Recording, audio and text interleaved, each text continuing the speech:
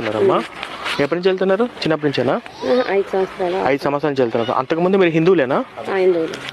అంటే మీరు హిందుత్వం నుంచి ఎందుకు వెళ్ళారు క్రిస్టియనిటీకి? ఆరోగ్యం బాగాలేకపోతే ఆరోగ్యం బాగాలేకపోతే మీరు చర్చికి వెళ్ళారు. అంటే ఇప్పుడు మన కరోనా వైరస్లో 1500 మంది పాస్టర్లు చచ్చిపోయారు.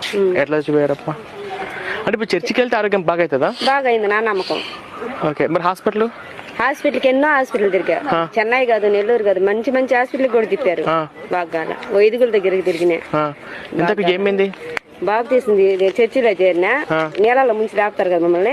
ఆ నీళ్ళలోనే సప్పను వదిలేసింది. అంటే పై నుంచి కింద వరకు శివుని ఎత్తురు కాలేదు నాకు.